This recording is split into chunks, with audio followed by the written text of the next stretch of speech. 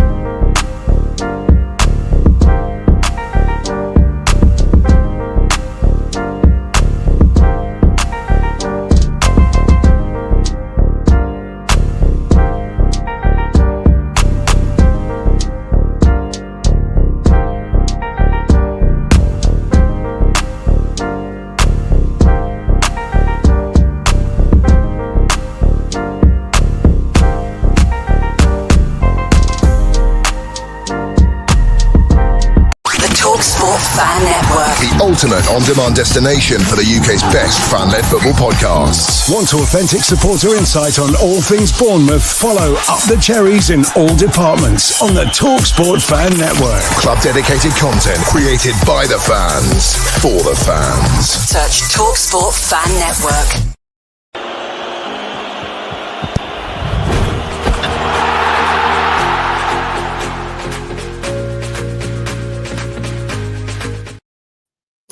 Good morning, good afternoon, and good evening, Cherries fans from around the world. Welcome back to another edition of Cherry Slaps tonight. And what an update we've got for you. We can't have it always go our way, can we? I want to get involved the guests for tonight. And of course, Malcolm Chiverton, always welcoming me. How you doing, Malcolm? You okay? Hi, Ollie. Great to see you again, mate. Yeah, all good. Excellent. Good. And a familiar face that obviously everyone will know. Craig joins us tonight. How you doing, Craig? Yeah, all good, Ollie. All good. Good to not be the host and be interviewed. It's quite nice, actually. Good. I'm glad, mate. I'm glad.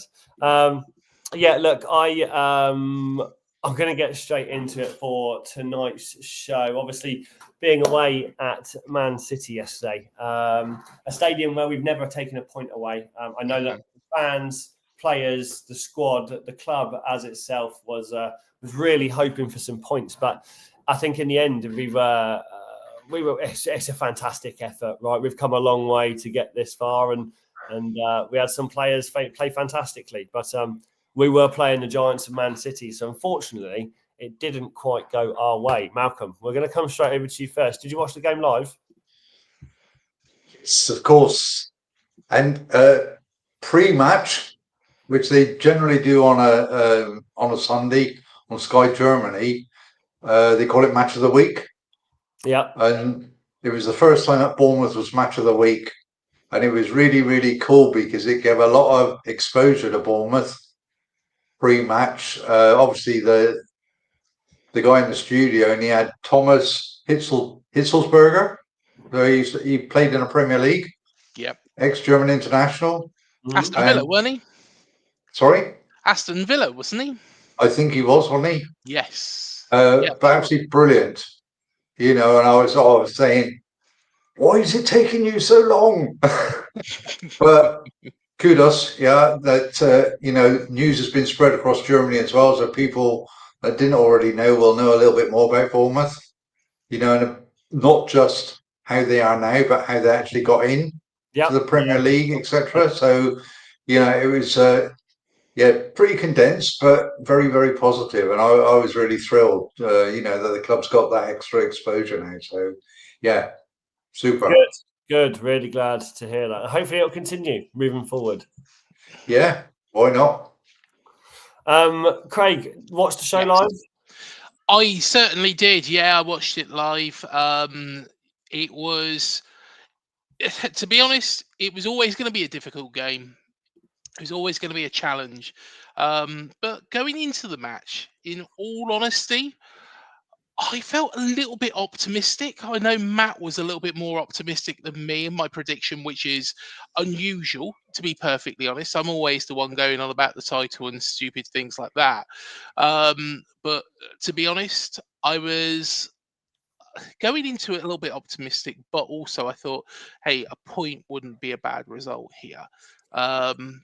just because we've been playing so well. Agreed. And Yeah. yeah, very, very, very proud of the lads. Going into this one, it shows how far we've come. Like Malcolm said, to be on Game of the Week in an international country, little old Bournemouth minus 17. You wouldn't have thought that when we was playing Malcolm, would you? It's really good. I mean, I went with an open mind. Yes, I predicted 2-2, and I just thought, well, take what comes, and hope you put in a decent shift, across the field. And to be honest with you, compared to other games that we played at Manchester, it was a really decent performance. To be honest with you. Absolutely. Yeah, absolutely. It was. And I think, again, it's Giants and Man City, right? I'm going to pull the first half apart in a moment now. I mean, firstly, shout out to Haaland. You can see why he's known as the best striker in the world. You can see why he's slotting away so many goals. He's just fantastic. He's fantastic at seeing routes past the back four. He's fantastic at receiving the ball. He's been fantastic at finding goal shooting opportunities. He's the perfect striker. He's brilliant. He's brilliant. He's so hard to defend against. But we'll come to that in just a moment. I want to give a quick breakdown so that we can have our opinions. So obviously straight away, we came out on the front foot, really. 25 seconds in, I think it was, where Krupi flagged offside, but it went into the back of the net. I think that immediately showed what the game could give and the potential that was there. Excitement built up from that first move, the attack in that final third. That could have been a really different start to the game. Well, to be honest, I started going on and I put in, because we got our own little group chat, while I was watching the game, and I was like, I can't see how that was offside. Of course, it was offside. You watch it back, you go, right, okay. The Bournemouth tinted glasses was taken off at that point, and I was like, right, okay, yeah, maybe so. But it sent a warning to Manchester City. And do you know what? That warning Manchester City heeded. It woke them up, and they knew that they were in a game. I know it sounds ridiculous, but maybe if that didn't happen, Man City might have just relaxed a little bit into the match. Whereas after that, they went full throttle. Yeah, yes and no. I disagree. I think it would have happened either way. And I think what it did was it put us on the front foot, allowing us an edge in the game rather than being torn apart immediately and looking like we didn't have a chance now. I think what it did was it put us at the forefront of being like, right, this is a challenge. So whether you guys are bringing your A game or not, be ready to have a battle on every single position on that pitch. Yeah. I think that's the case. Obviously, early on, 17 minutes in, Haaland opened the scoring. Yes. Past Ollie Petrovic. But one of the biggest shout-outs for me, and it's the Bournemouth equaliser. First goal in the Premier League. It has to be a huge shout-out to Tyler Adams.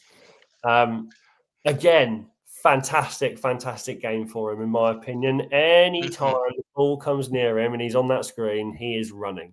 He is always running. He's constantly trying to put some kind of pressure on that ball if he's not on it.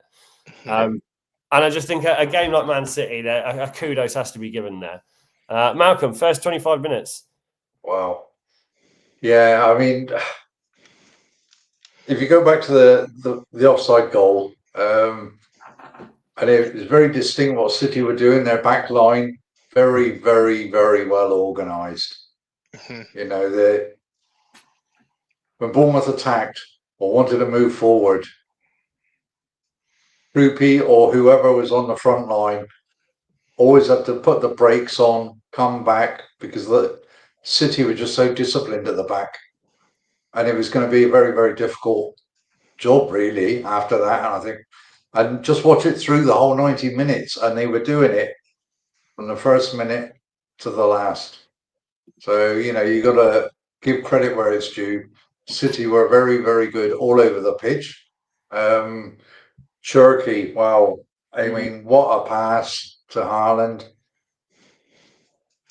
I mean, there were some wonderful scraps, one-on-ones throughout the game. And I just we went toe to toe with them. And like I said, okay, the first 25 minutes or so, yeah. I mean, we showed our intent. We wanted to, like you say, front foot, let's go get at them. Unfortunately, it didn't work, but we were always in with a shout. And even after they went one up, I wasn't over worried that we're going to get steamrolled or anything, because there was just so much fight, and the mentality of the players to get into the game and keep in the game just kept them going and going. They tried, and loads of effort. And I was really pleased that Tyler scored. Okay, I don't know if you've read anything online, but he said he's not fussed about the goal because it didn't win us the game. So I can understand him feeling that way. But it just showed you against Forest and against Man City from corners, just putting somebody on the keeper. Wonderful, really. Yeah, and you could see Donnarumma. You could feel his frustration, couldn't you? You could see it coming. I mean, it was. I don't care what anybody says, and I've also got to say a big shout to I had it on English commentary, right? And they actually said it's amazing how many players they just get a light touch and they go down, and they want, and he compared it to like women's football. He said, which you don't get in women's football. He said it's just ridiculous. They are looking for a free kick, and if they don't get it, they're in the referee's face. And Anthony Taylor, I mean, he stood up to all that, to be honest with you. I thought he did, a really decent job. There were talking points throughout the game, to be honest with you. But first half, no. I was happy enough with it. The performance was good. Annette, you can't fault them for effort. You really can't. Absolutely not. Go on, Craig. I think, just going back to that Man City goal, Haaland, the way he runs, the way he, and like you say, Malcolm, the pass by Cherky was it's just quality. Yeah. Just absolutely outstanding pinpoint pass. And Haaland, do you know what? I think Pep Guardiola did his homework on Bournemouth, because as soon as they saw Diakite was lining up, they would have known Haaland is a lot bigger than this guy. They could have easily put Haaland in the centre and try and aim for his head. But as we know from seeing Diakite every week, he reads the game so well. He'll drop off, he'll come forwards. He reads the trajectory of that ball as it comes over and gets himself in the right position. Man City, to our credit, thought, right, we can't play this way. So they were playing, on the floor, and Haaland's runs. To be honest, Haaland had an absolute brilliant match. To be honest, that's got to be one of the best performances against, let's be honest, one of the toughest defenses that I've seen him play against. I don't watch Man City every week, so of course, there's probably times when he's probably done better. But from what I have seen of them, I thought Haaland was absolutely at first class. And, we know he's a quality player. We know he's a world-class player. But, it was just stepping up that gear. But I just want to come to our goal, because I don't think it got the credit it deserved. Firstly, Tyler Adam's well-taken goal. Well taken goal. But they were discussing on Sky, and with regards to David Brooks and a hold on Donnarumma. Yeah. Now, David Brooks did have his hand on Donnarumma's arm, but he was very clever. Had it hooked round, yeah. Yeah, he let it go before that ball came into the box. Yeah. It put Donnarumma off. He was flapping like anything. And Matt Ritchie and Shay Given was on there. Of course, Shay Given was a little bit more towards Man City. Matt Ritchie was the one that turned around and said, look at how clever he is. Look at what he's done. That's part of the game. If you eliminate that, like the Man City fans were surrounding the referee. The Man City players were surrounding the referee, and of course the fans were getting on his back as well. You eliminate football. That's part of football. You know, that is Yeah, part. yeah. You've got Happens in every game. physicality. Yeah, you've got physicality. You lose physicality from the sport, and you've lost everything. In fact, I'd like to go back to the days when you had Duncan Ferguson headbutting people, albeit, you know, Before you were born, Craig, back before you were born, strikers used to bundle the goalkeeper into the net. Do you and know the goal what? stood. Gutted I miss those sort of days. Duncan Ferguson was a bit of a thug, but you know, he was one of my heroes. In fact, if you do a little bit of research on him, one of the nicest blokes going. He does so much charity, but he was physical on the pitch. And we're not a physical team. We're not a physical team at all. But you know, that is part of the game. And David Brooks played it so well. He's such an intelligent player. Absolutely. Yeah, absolutely did. I'm going to chat. Yeah, I'm going to round off the first half and I'm going to get in the chat. So Haaland then obviously soon after we equalised 1-1 with Tyler Adams. It's about 6 minutes after Haaland double City's lead again with Cherki on a threaded pass. Yeah.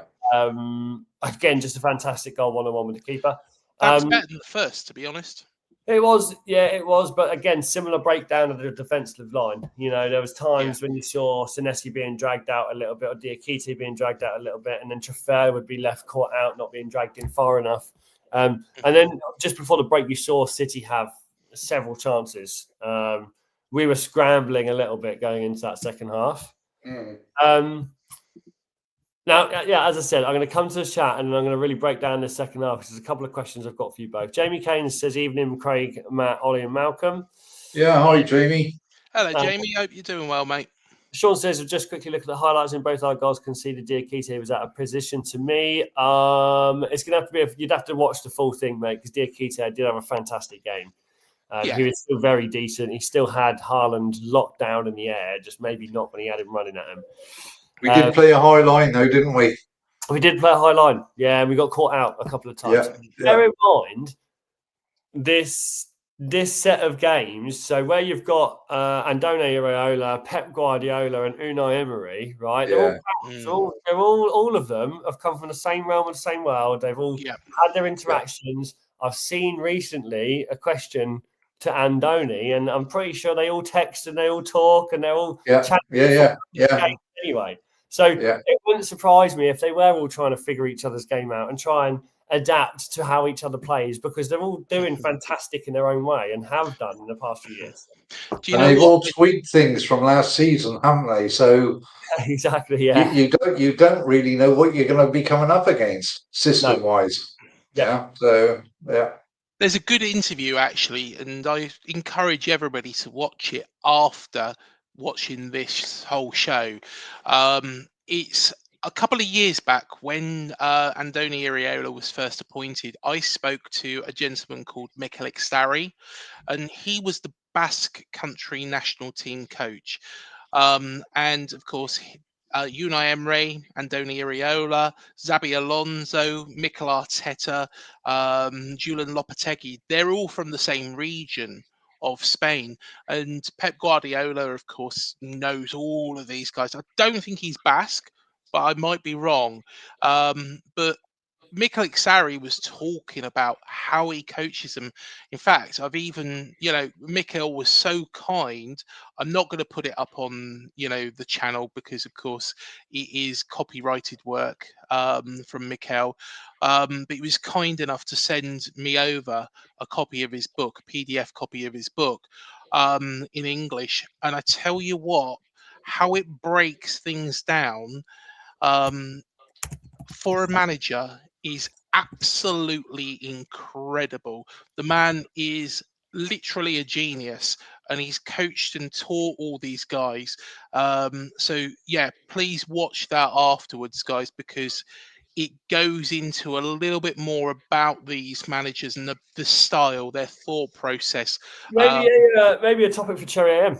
Maybe that sounds like it could be a good one, the link between some of those and the region of Spain and where they've come from. But do you know what? I would love to actually have another conversation with Mikel. You know, I haven't spoken to him for a long period of time. His English is limited, put nicely. His English is very limited, so he couldn't really do a video like this. So I had to translate all his words into English and then, you know, narrate them myself. But I tell you what an intelligent man, and I'm so thankful to read his book because, yeah, it's incredible. Good. Look, Jamie Kane says always going to be tough when you're up against Haaland, to be honest, but good to see Adams get his first goal for the Cherries. Yeah, I completely agree, Jamie. Sean and family, 1 minute before we conceded, I actually used the words we was in control. Always an omen, Sean. What have we got here? Jamie Keynes, who would you say was one of our best players yesterday, despite the result? We'll come to that shortly in a minute, Jamie. Chris Hubble, evening, everyone. Evening, Chris. Sean says, Krupi, for me, yes, he didn't take his limited chances, but he still got good chances, and rather he take the shots on than pass like other players. Yeah, fair point. Chris Hubble says, Krupi is a great player. Absolutely is. Jamie says, wasn't Krupi's best game, but I love to see him and Evan Nilsson up top together soon. I don't know. I don't think that's going to happen. No, I don't think because of this, because of Andoni's system. I can't see him playing two up front. Yeah. No, neither can I. It'd be an interesting one. So again, maybe one that we discuss on Cherry AM this week. Yeah. Why not? Sean says, once City scored, every time we tackled and got the ball from them, it would roll to a different City player. Haven't seen that all season so much. Fair guess to the game, I guess. Jamie Kane says, I'm very well talking to Chris in regards to the game on Sunday or Saturday against Villa. Or where's Sunday against Sunday Villa? again? Yeah, Sunday again. Yeah. I think West Ham's Sunday as well in a couple of weeks' time. So, yeah. Interesting. Jamie Keynes, will Evan Nilsson earn his place back in the starting 11 anytime soon? Cherry AM conversation, Jamie. Yeah. Krupi will start for me if after about 5 games she doesn't score, switch with Eva, and that's how it should be if you're not in form. I don't think it's anything to do with form. If you're playing well, even if you're not scoring, you know, you can still be on form. Very true. Yep. Yeah. Talk Fan TV, evening Talk Fan. Good evening. And Jamie Kane says, hopefully Adams will score a few more goals this season, as for sure the goal yesterday will give him a much needed boost. Yeah, agreed. Yeah, I'm looking forward to seeing how Adams adapts and gets better this season. Look, coming out into the second half, we obviously needed to go in, and I think there was a lot of expectation, which is a tad unfair in my mind. I think there was a lot of people expecting us to come away with certain points and expecting us to come out second half and really take over. It didn't quite happen as expected. Again, we're playing Man City. You know, we've never taken a point away from being away at this ground. But we did come out fighting again, and we didn't make it easy for them. They've got some fantastic players, and Nico O'Reilly extended the lead at 60 minutes. You know, you've got players like Doku really changing the kind of strategic element of the game with his variation of plays and passes. Again, just a fantastic player. So it was always going to be tough for us, right? Always. Yeah.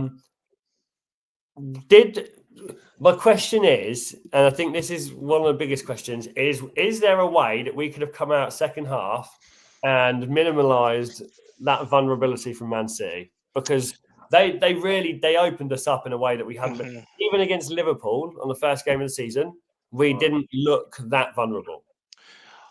I think. Yeah. Totally different. Different kettle of fish, really, isn't it? Man City. Different style. I mean, like you say, the starting 11, and if you look at the bench as well, who they can bring on, wow, you know, it's awesome. And yeah, you got that beast up front. Quality, any. Yeah, and what I really like is, I mean, I love football, really do, and love him or hate him, Haaland will always try and stay on his feet. He does not go to ground. He likes a fight. He's very, very competitive. And it doesn't matter if he don't win the scrap. but he'll stay on his feet and go with the defender until whatever, you know. And you've got to go. That is for me a proper striker, not one of these guys who feels, you know, somebody breathing down his neck and then plop on the floor. But no, I mean, their midfield, they were just knocking it around. They were just waiting, and I mean, it wasn't consistently like 45 minutes because we were trying to get back into it. You know, with especially Antoine, you know, he was trying to make things happen wide on the left. But I've got to say, the one standout for me, the biggest scrap on the game was Doku and Jimenez. I mean, what a brilliant fight that was throughout the 90 minutes. Unfortunately, I had to go off injured. It was an unlucky incident that caught him, but wow. But it was great, and I think even Doku was enjoying it. You know, even when he got the better of when Jimenez got the better of him, you know, they were having a go at each other, but it was like friendly but very competitive. You know, and I thought, wow, that's sporting. That is really sporting for both players. Awesome. You know, and there were battles all over the field. And I was just loving that. And Bournemouth, you know, they did not disappoint the fans, to be honest with you. No. I mean, I was really proud the way we actually at least went at them when we could. But yeah, they are. Agreed. Yeah, they had, let's just say, they had to show a reaction after Aston Villa last week, didn't they, Man City? Yeah. 100%. So, you know, that was always in the back of my mind anyway. I think, well, what City are we going to see this week? You know, and at home, obviously, very, very tough call. Yeah, and there's a couple of points I want to pick up on there. And the first one is how proud, because that's a similar feeling that I got, mate, when watching that team and watching them battle against City, especially in the first half, first 25 minutes when we had a goal in the first minute and then 1-1 equalising in the first half, again, against City, away at City, you know, like just an incredible feeling that first half. Absolutely incredible. And secondly, in regards to players falling over, you'd like to think, you know, that they learn from example. Haaland doesn't. You're absolutely right. He tries to stay on his feet. When he does stay on his feet, he has more attempts at goal rather than falling over and gaining free kicks, which ultimately turns into more goals for City. Now, again, you'd like to think playing a team like Bournemouth, the plan isn't go out there and wind them up and jump all over the floor, almost similar to how Forest played. You know, it was a bit similar. Or Palace with Sarr, crikey. You know, and we have these games against us. You don't expect it from City. Don't expect it from a keeper like Donnarumma. That goal was embarrassing. It was really on kick off. I'm so proud of them. I am so proud because the thing is we're playing and we're going toe to toe. Let's be honest. Yesterday, you know, Manchester City were only 3-1 better than us. They were only 2 goals better than us, I should say, because of one man, and that is Erling Haaland. The man, you know, times his runs well. He's strong, you know, and he is something else. He's one of the best players in the world at this moment in time. But man to man, if you took Haaland out of the equation, we went toe to toe with Man City. We come out in that second half, like you say, we gave it a go. We did give it a go. And yeah, maybe he was caught napping a couple of times, but you know, we conceded only the 1 goal, you know, in that second half. That was through a little bit of lapse of concentration when the ball come back quite quickly at us. Just on that, because there was a comment that I wanted to answer here, which links directly into what you're saying, Craig. Sean says, for me, it was easily Diakite's fault for City's first 2 goals. Don't get me wrong, he was against a machine that would beat even the best world players. But who was at fault for you guys? Now, I disagree with this, and I think you've just hit the nail on the head with one of your sentences.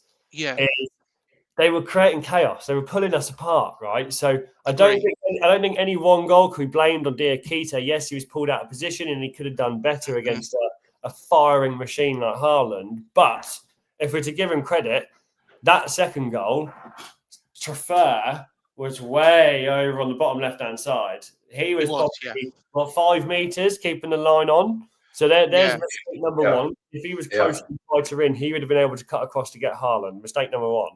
And if we're trying to position blame, I have to say Senesi on that exact same goal was stood too far in front, too much on the halfway line.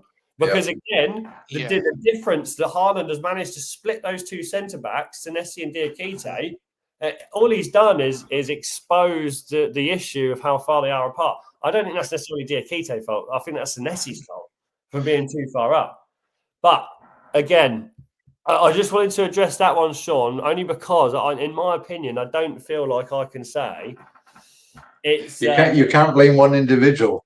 No. I don't feel that's fair on Diakite. I think he really had a tough game. He had a tough game against him. He had some of the world's best players running at him. We're still only, 8 games into a fresh back four, let's bear in mind. We've only just started the season with players like Jimenez, Diakite, Trafford. We're not going to be perfect. It's never, ever gel like that, within the first 10 games.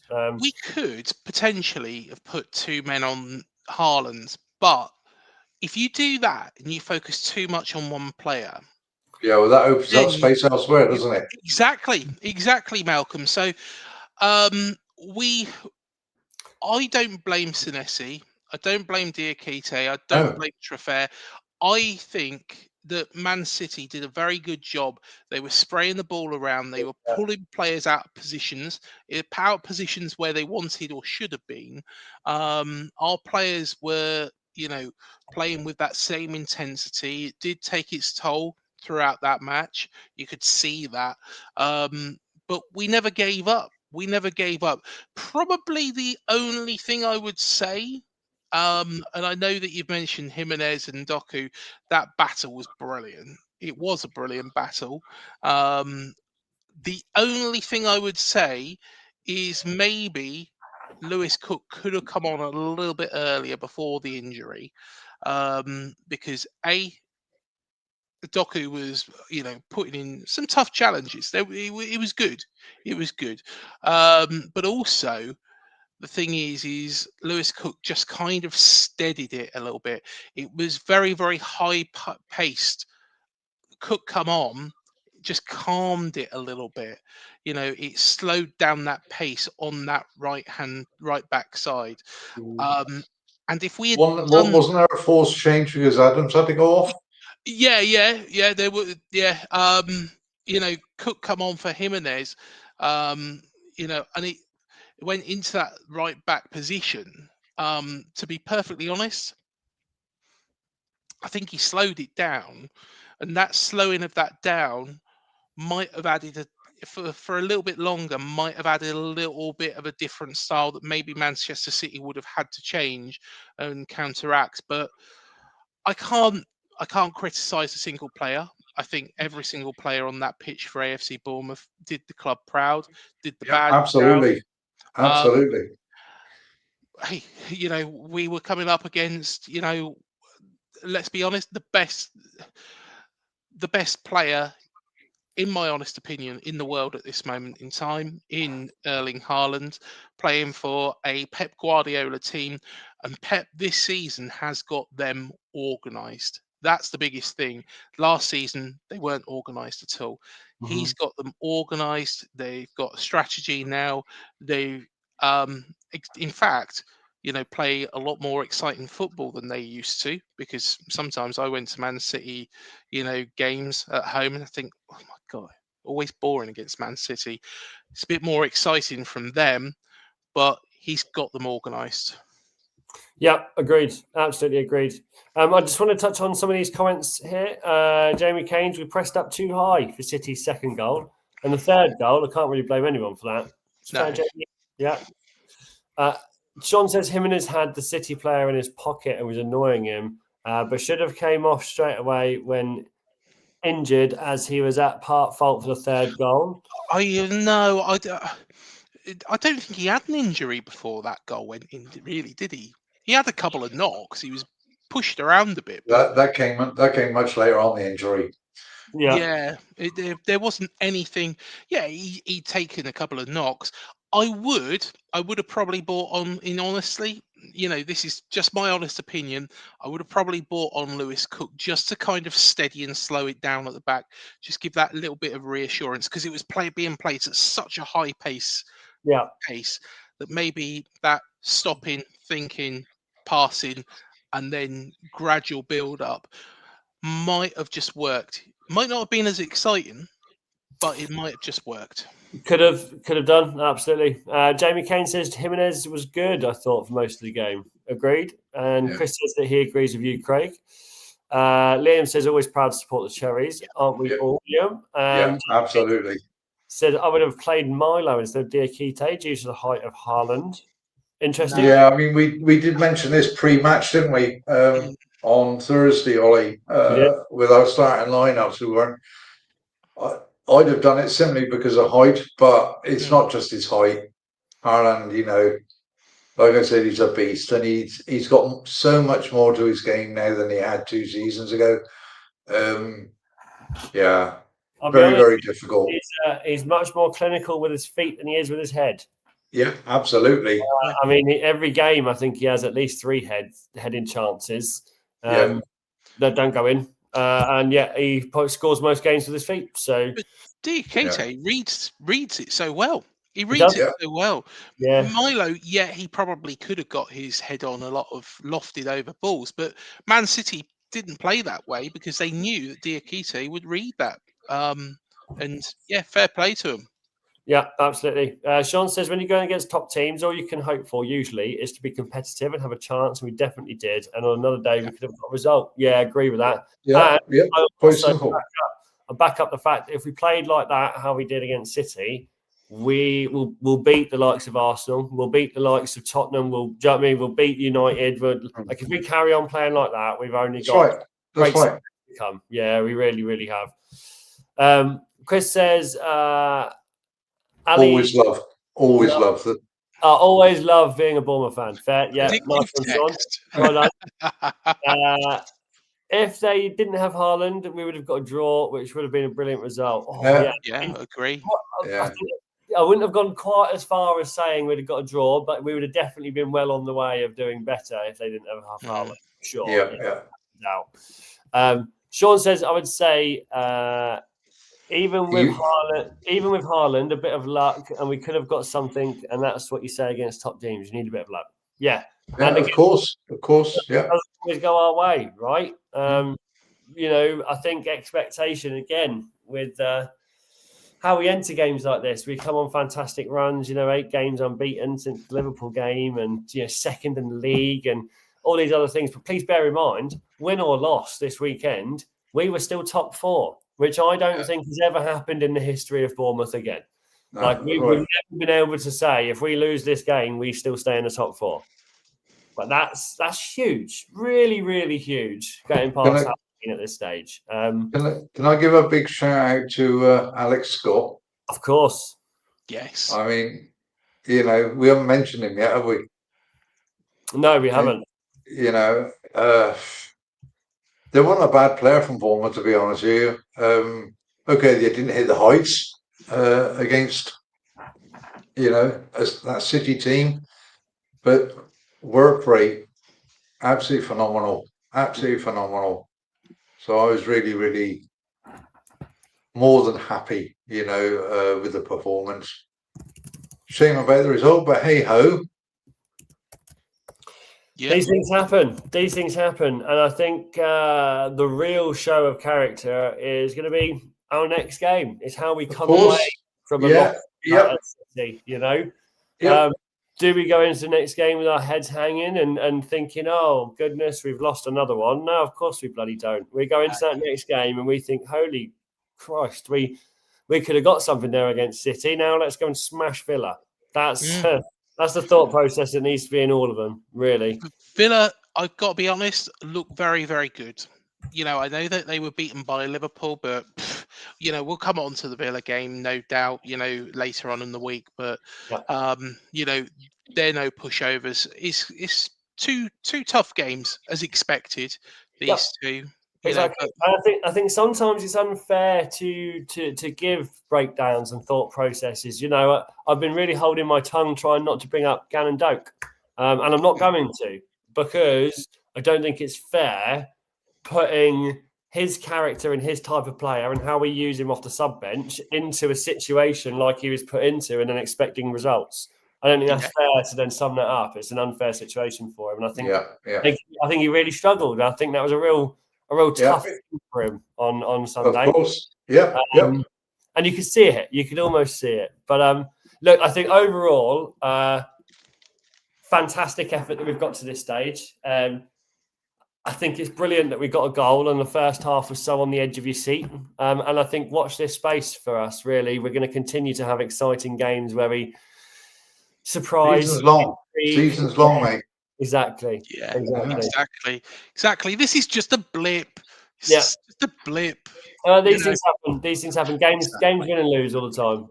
Look, before we start to close out, I do want to get the thoughts of one of our other co-hosts who does join us every now and then. Please do give it up for Daz. Daz has sent us a pre-recorded video. Here he is.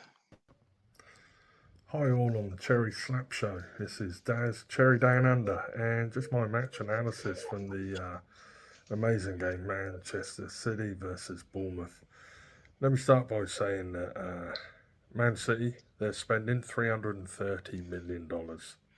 There's 150 in the summer and 180 in January. Bournemouth, 131 million. Staggering difference, $221 million difference. And that can pretty much summarise what you get for $221 million in different spending. That's let alone club value or total squad value. But kickoff, we took the game to them. 49 seconds, Brooksy up the right, crosses it in. Creepy. Come on, mate. Half a yard offside. The goal was open. You were on your own. You only had to tap it in, mate. Have a look. It'd have come with experience, but unfortunately, it could have been 1-0 up from the off. 17 minutes. Senesi anticipated step forward, header, through onto Haaland. I mean, Usain Bolt, say no more. Golden left boot. Petro unlucky, had a touch, but 1-0. 17 minutes. We need to mark that man a bit tighter. Then we get a corner. I'm thinking, Scott, he watched Tav last week. He's going to try and bend this in the top corner. Lo and behold, over it went. Oh dear. Donnarumma flapping like a fish out of water. And Tyler, nice little slot in. 1-1. Come on, bring it on, Bournemouth. Donnarumma moaning. I mean, the guy, he was in nowhere, man. He was in no man's land. Yellow card for being petulant, basically. So, yeah, he deserved it. You can't flap around like a fish out of water like that and then blame everyone else for your mistake. Real upset. 1-1. Come on, boys, bring it on. 33rd minute. Oh, my God. We press high, we sit on the halfway line. What do we want to do with Usain Bolt? Let's give him a 100-yard sprint to the goal. Yep, happened again. The guy is an absolute machine. You just cannot give him that much space. Should have had man marking tight, just handed him out of the game like we did when we played him last time. He was so frustrated. Was Trafford playing him on? Maybe, maybe not. Yeah, he was deep. Compared to Senesi and Ducati, but there you go, 2-0. All right, so 2-1 in at half time. Semenyo had a close one just before half time on the 35th minute. Good save. And then out we come, second half. Croupy, 53rd minute shot. I think my granny could have hit that better with a Zimmer frame. Come on, Croupy, put your boots through it, mate. That's 2 mistakes today. To get up at 12:30 in the morning, I really need to see a bit of better performance in this, mate. Come on. 60th minute, Riley, again, picked up the ball, ran 15 yards with it, just basically placed it where he wanted to. There we were, 3-1 down. 9 corners, Man City, 2 corners, Bournemouth. Haaland, 4 shots, 2 goals. Bournemouth only had 2 shots, scored 2 goals. I'm going to just sum up with players' ratings. So the players' ratings for Haaland, 9.3. O'Reilly, 8.5. Doku, 7.2. A total of 25 points. That's pretty good for 3 players. Our players, Tyler Adams had a 7.9. Marcus Senesi, 7.1. And Lewis Cook, who only played for half a game, let's face it, got a 7. So 22 points.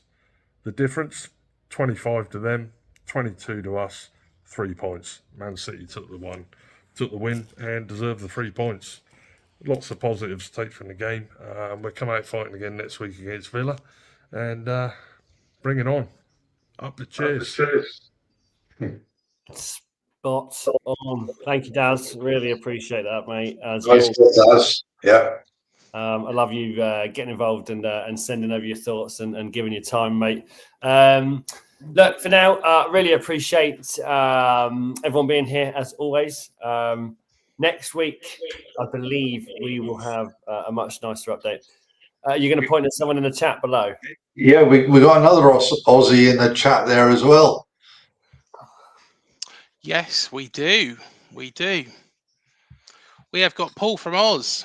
Oh, I've missed that. Oh, sorry, chaps. Yes, yeah, here we go. I've got it. Yeah. Hi, guys. Yeah, sorry to join late. Their plan to stop Anton worked. Ours to stop Haaland didn't. Still putting a good performance all round and still way up the league. Paul from Oz. Yeah, thanks, Paul. Exactly. Yeah. Good show, Paul. Paul. Sean and Jamie and a couple of others are all discussing the coach to the Villa game, which is fantastic. Yes. Any of you guys can get together, that'd be amazing. Chris says up the cherries. Sean asks any recommendations on a pub, and Jamie Kane says good show, up the cherries. Yes. For the rest of the evening, I really hope you guys have a fantastic week ahead. Me and Malcolm will join you on Cherry AM tomorrow morning. But other than that, up the cherries, and Cherry Slaps will be back next Monday. Maybe kick-off time. If you can kick off time, yeah, exactly. Yeah. Sorry, Jamie. We'll have to. We'll be here next Monday. We'll have to see you next week. Thanks, guys, and have a great evening. Ciao for now. Yeah, thanks, everyone. Up the cherries. Thanks, everyone. Up the cherries.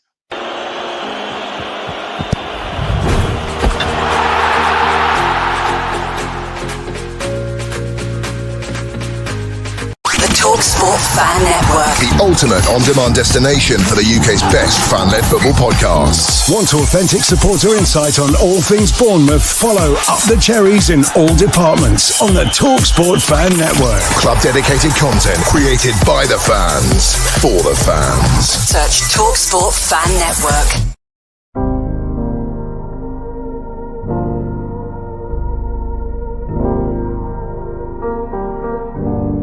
I should be like you, Mel.